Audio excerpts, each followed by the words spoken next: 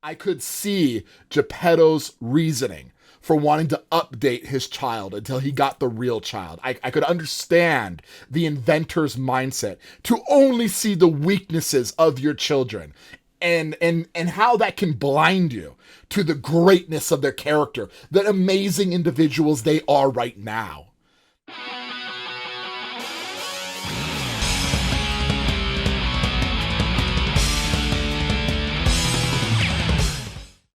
Hello, everyone, and welcome to HD Philosophy Reviews Lies of P. We have finished Lies of P for the second time, got the best ending, and today I kind of wanted to wrap things up with discussing some philosophical ideas and themes that kind of occurred to me or stuck with me as time went on.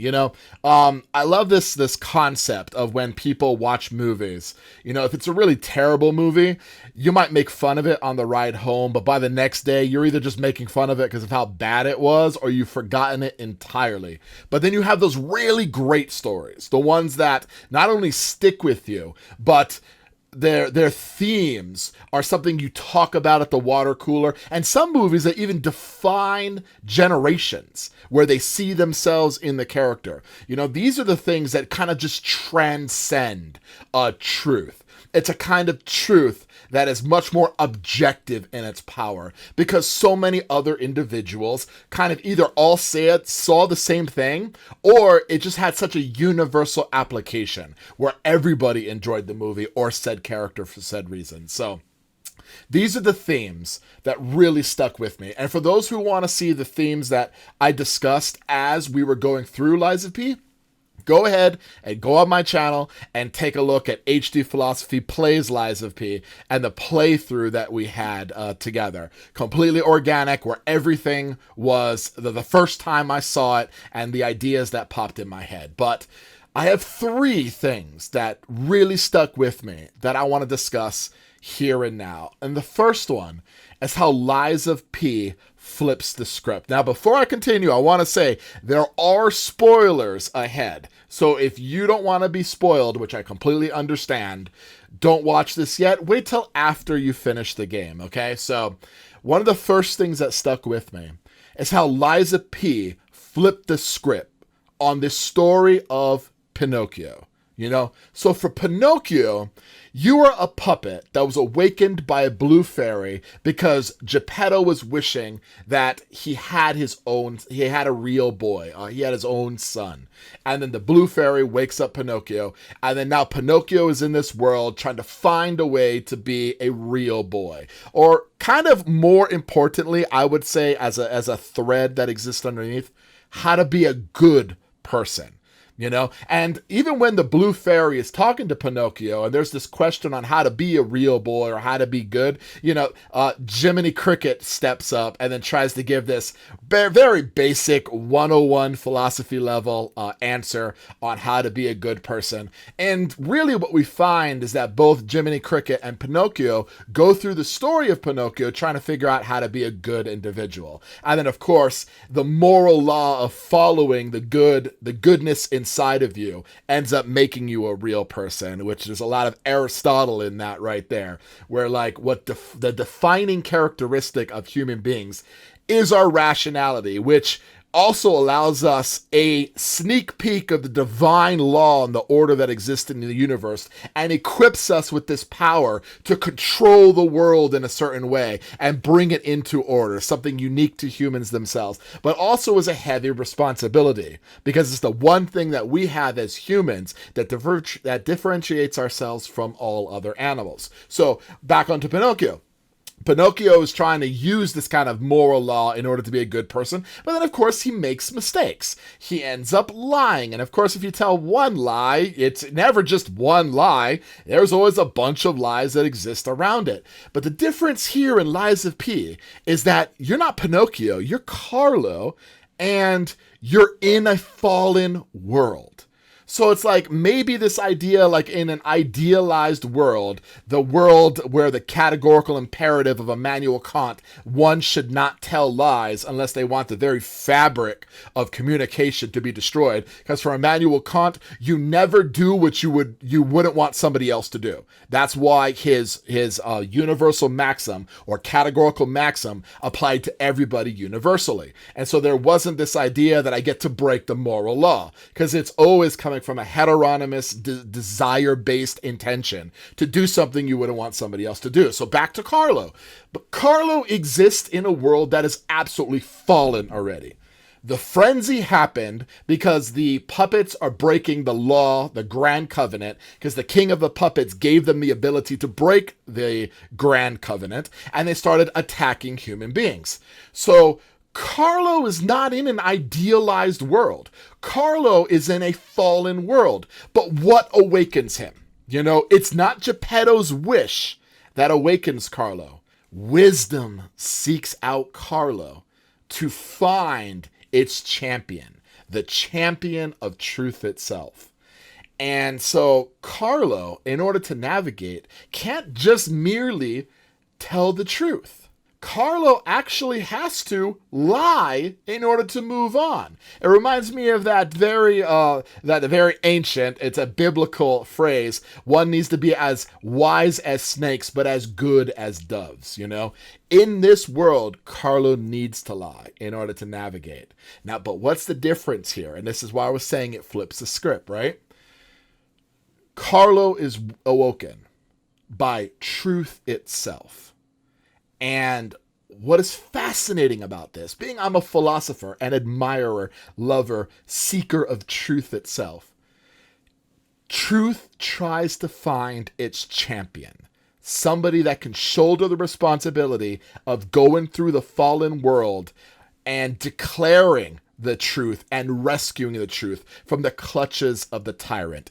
There's very biblical in its analysis. There's a reason why the statue and the last image that we see with the blue fairy, who is revived by Pinocchio, who's a real person right now, is holding him in a certain way. Take a look at Michelangelo's Pieta. You will see the same exact position. Because what we have here in Michelangelo's Pieta is Jesus, who has fallen, who has been crucified, and Mary holding him. The way that Michelangelo was able to take a horrific event and create beauty out of it should be its own topic in its entirety, but I'm not going to get to that here.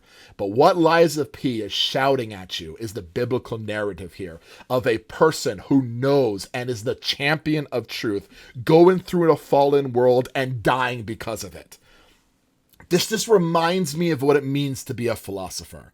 You know, I've asked a lot of my colleagues before, when they're educators, what differentiates philosophy from all other forms of academia. There's a definition that I believe wholeheartedly, one that's used by Daniel Robinson, the great Oxford philosophy scholar who's responsible for the great courses. He says what separates philosophy from every other discipline, because without this definition, it's hard to say that the Upanishads or the Buddhists or the Hinduists were not doing philosophy. Philosophy is a very Greek kind of invention, in that philosophy earns its truth through argumentation, logic, and disinterested analysis. It is an unbiased way of looking at the world. Their faith, their linchpin, their guiding principle is for the truth itself.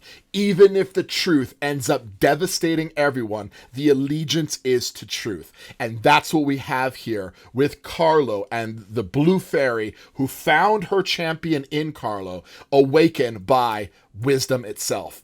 Carlo has to follow the blue fairy, the wise, in order to restore the fallen world, and of course dies because of it, becomes a martyr to truth itself. How's that right there? And it gets even better, which kind of leads to my second one when it comes to the tyrant. The tyrant needs to subjugate truth. So what we find when Carlo ends up at the end of his road, he finds that he was not only woken by truth, but he needs to free truth from the clutches of the tyrant who believes he knows the truth, the flawed truth of poisoning everyone so they can become what he believes is the right form of man, like gods. There's that Tower of Babel where we got so close to we built a tower that ascended to the gods, and we got so close to God that God confused the language right there. From a philosophical analysis, my favorite is the story of Pegasus, the winged horse, right? And when Pegasus took its rider all the way to the top, Bellerophon, I believe, Zeus sends a gadfly down to sting Pegasus so that the rider falls. Every time we believe we are ascending our knowledge to the form itself of truth, to the godlike level, the gods end up doing something that has us fall on our butt where we're staring at the sky. The tyrant here, Simon, who is the tyrant, has an idealized view of what everybody should be, and in that way turns everybody into monsters. His search for power ends up turning him into a monster. But what I want to focus on here is how a tyrant necessarily needs to subjugate truth to ensure that his vision has the best chance of coming through. We see that with leaders who become way too powerful for their own good. We see that with leaders who need to control the narrative because heaven forbid the truth seep out. And what we saw in the beginning of the story, when that blue butterfly came and awoke in Carlo, that was the truth seeping out and finding somewhere in the world its champion.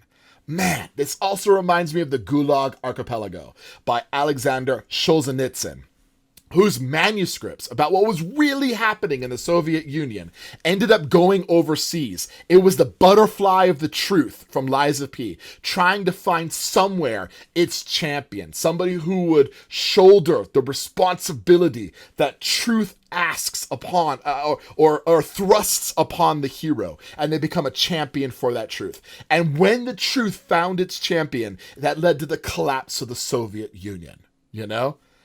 Lies go around the world before truth can put its pants on, is often the quote. But what I just find phenomenal is what we saw in Lies of P was that that truth found its champion, and we were its champion, and we sought out that truth and traversed that trail no matter where it led. And where it led is to find out that our own creator, Geppetto, was actually a villain of the story as well. And in that way, it flipped the script as well. We're not saving Geppetto like in Pinocchio, where the world was a pretty good world with a few characters who were bad, and of course, like Pleasure Island, where Pinocchio lied his way into the Isle of Pleasure alone, where they were led by their pleasure desires and, of course, subjugating reason to desire. I often think of in the Phaedrus, where Plato described the soul as a charioteer, where the charioteer is reason and the two horses are the appetitive and the spirited. So like, when you're mad and then when you're hungry, these appetites are in line from the chariot. So if you just if you just get what you want all the time, you become a slave to those desires. What we have here in this story is that it is a fallen world. And in the fallen world, you're not seeking to save Geppetto. You're seeking to be a champion of truth. But the final theme that really hit me and stuck with me is the fact that the father, or Geppetto, in the final moments realized his fatal mistake. So, one theme throughout this whole thing is Geppetto, who is an inventor, obviously always wants to update his puppet. When we awaken, there's actually a puppet right next to us whose heart is out. And what the king of puppets tries to show us is that Geppetto grabs the heart and he brings it to another one. Well, what we find at the end is Geppetto wants our heart to put into another puppet. So eventually he'll create a real boy. But in the final moments, when we see that tear, when Geppetto sees that tear fall down Carlo's face, what Geppetto realizes is that that is Carlo now. He is now a real boy. He has made it. Now, two things about this. First of all, the inventor's mindset, which is not kind of unlike the father's, but stay with me here, okay? The inventor's mindset is always looking at a product and analyzing what the product isn't doing. They don't look at the product for its positives. They look at it for its weaknesses.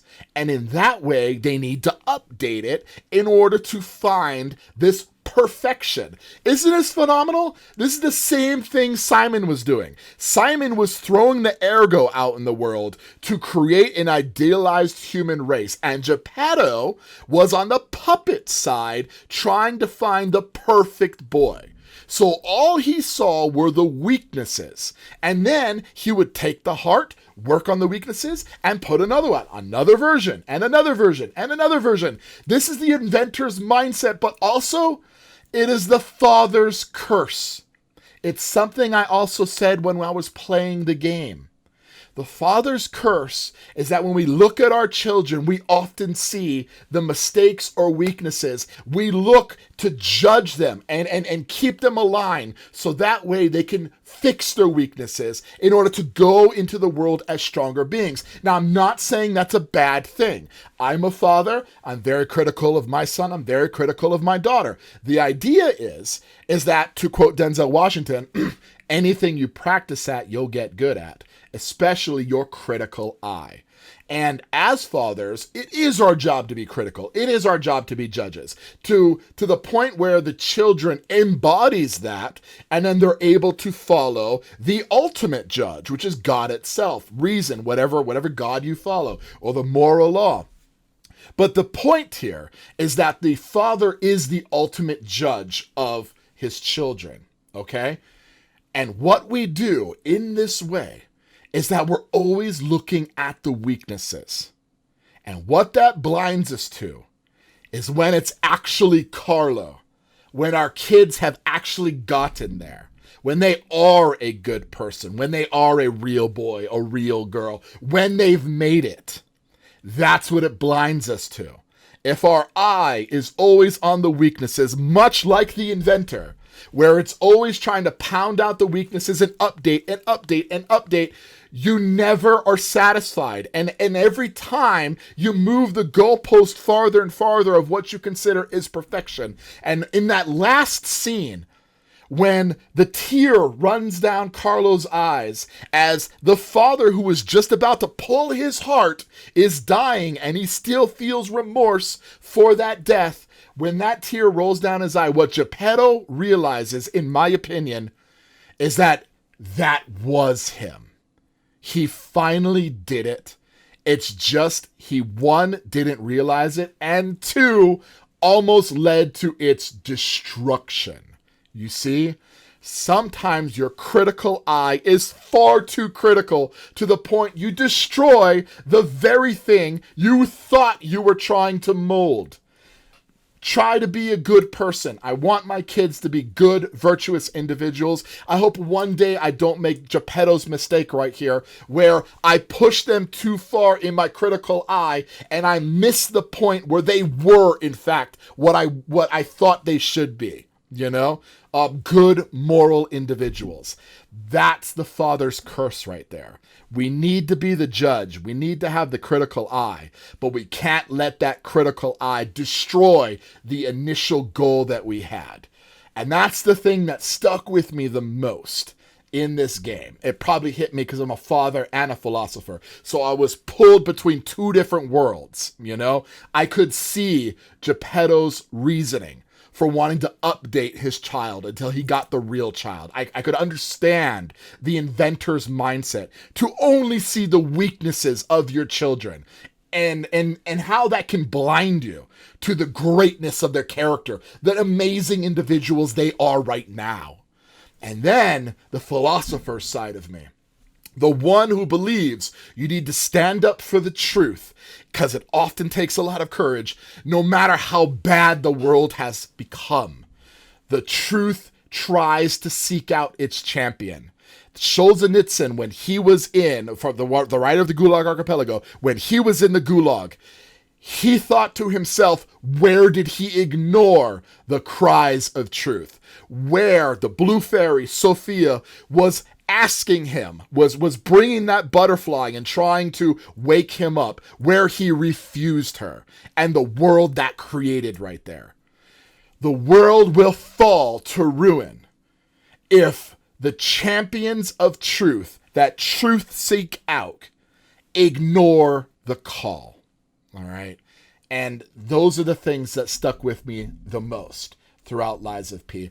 Thank you so much for those who watch this video and are interested in this blowhard professor philosophy that just enjoys philosophy and wants to talk about these things to whomever will listen, you know. Thank you so much for those that stuck around. And as usual, take some time with the classics because they will awaken that hidden dragon within all of you. Have a great one, and I'll see you in the next set of videos.